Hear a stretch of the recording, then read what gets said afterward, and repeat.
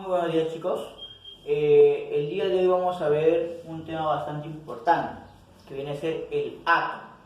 Entonces, el átomo, como nosotros podemos decir, ¿no? Es la partícula más pequeña de la materia, que no se puede distinguir a simple vista. Tenemos que utilizar un microscopio electrónico para observar esta partícula demasiado pequeña, ¿ya? Antiguamente no se conocía como el átomo, ¿no? Antiguamente se conocía como el origen de la vida. O sea, ¿qué daba origen a la vida? Justamente no conocían que era el átomo, ¿no? Ahora ya sabemos que el átomo da origen a la vida, ¿no? Inclusive hay partículas mucho más pequeñas que el átomo, que nosotros todavía no lo conocemos muy bien, ¿no? Inclusive podemos mencionar ahí los protones, los electrones, inclusive están mucho más pequeños que eso los bosones, ¿no? Los positrones, los leptones, que son partículas, los quarks, ¿no? Que son partículas mucho más pequeñas que el átomo. Antes se creía que el origen de todo era la naturaleza, ¿no? Entonces, para ello vamos a remontarnos a la antigua Grecia. Entonces, donde Tales de Mileto, comenzamos con Tales de Mileto. Tales de Mileto fue uno de los filósofos bastante importantes de la antigua Grecia, ¿ya? Que comentaba y decía de que el origen de la vida, el origen de todo lo que nosotros observamos, era el agua, ¿no? Era el agua, ¿no? El origen de todo era el agua. Para él, el origen de todo era el agua, todo provenía del agua, ¿no? Si no había agua, no había vida, no había agua. Todo era debido al agua, ese es el origen de todo, ¿no? Entonces, pero luego Anaxímenes también propuso su nueva teoría, ¿no? Que decía que el origen de todo no era el agua, sino era el aire, que todo se basaba en el aire. O sea, sin aire nosotros no podríamos existir, no podríamos respirar, ¿no? Claro que es esencial el aire, ¿no? El agua como el aire, ambos son esenciales para la vida. Entonces, pero él decía que el origen de todo era el aire. Luego apareció otro filósofo llamado Heráclito, que él decía que el fuego era el origen de todo, ¿no? El origen de todo surgió a partir del fuego, de la combustión, ¿no? Si no hubiera habido fuego, no habría habido vida. La vida se originaba debido al fuego, ¿no? Eso era lo que él comentaba, ¿no? Que podría justamente existir vida porque hay fuego, ¿no?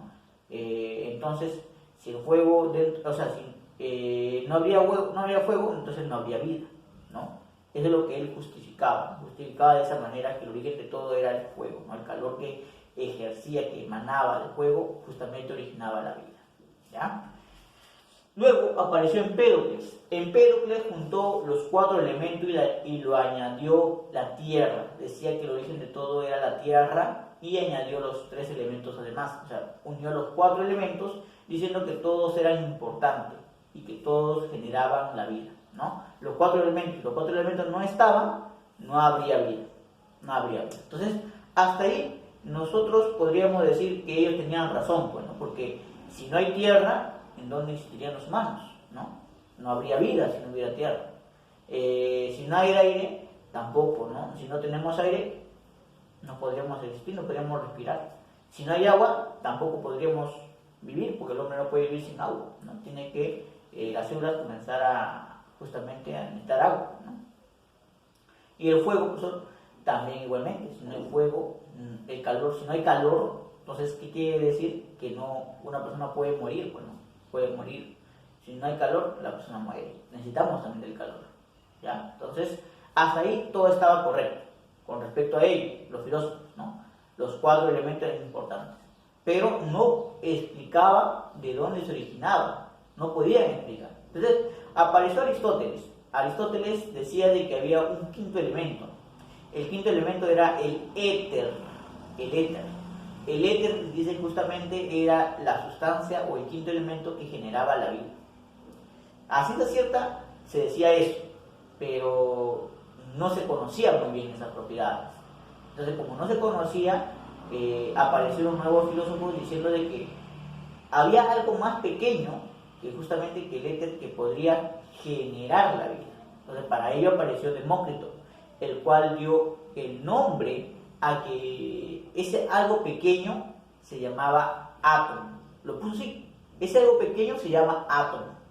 Entonces recién aparece el nombre para esa partícula más pequeña, llamada átomo, ¿no? Que ahora lo conocemos nosotros por el nombre de átomo, ¿no? Porque era la partícula más pequeña, era indivisible y era lo que justamente originaba la vida, ¿no? Entonces todo lo resumió en el átomo, ¿no? O sea, no conoce cómo es la partícula, pero él decía que era algo pequeño y que se llamaba átomo.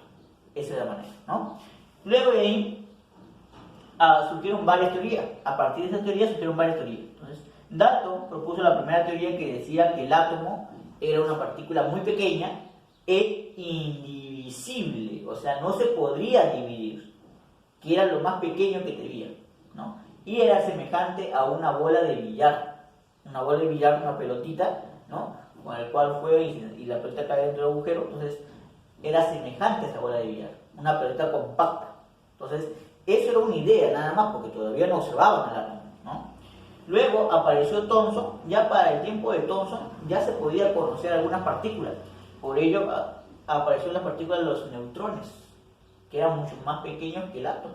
Entonces, él decía de que el átomo estaba conformado por partículas mucho más pequeñas. Y estas son llamadas neutrones, y que se encontraban incrustadas dentro de una partícula mucho más grande que era positiva.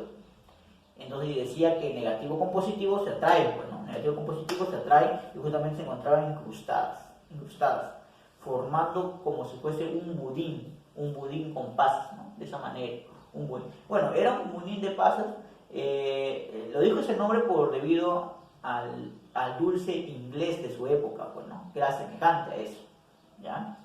Luego apareció Rutherford con un nuevo modelo.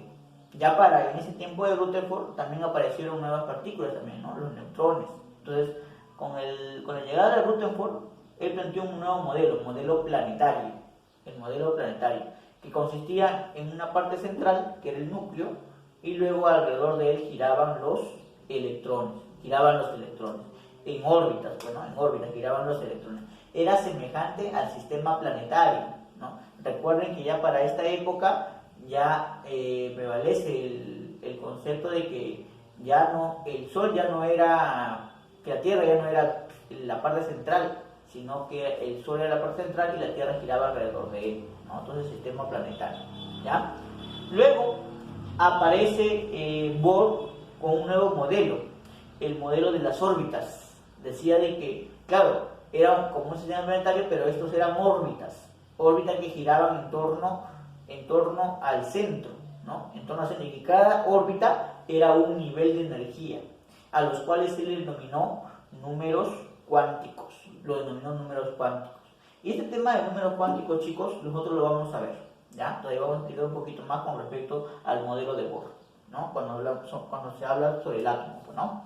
Y él trabajó con un átomo especial que es el átomo de hidrógeno, ¿ya? Y bueno, de ahí aparecen las nuevas teorías de Sommerfeld, de Jordan, de Dirac, ¿no? Modelo cuántico, en la cual ya conocemos al átomo actual como se muestra, bueno, un núcleo, y alrededor de él comienzan a girar los electrones, los protones, ¿no? Los neutrones, que dentro de un protón, dentro de un neutrón se encuentran partículas mucho más pequeñas, que son los quarks, que son los bosones, ¿no? Entonces todo viene a ser justamente el estudio del átomo, ¿no, chicos? De esa manera, ¿ya? Vamos a ver algunos problemas con respecto al tema de átomo parte 1. Veamos a continuación.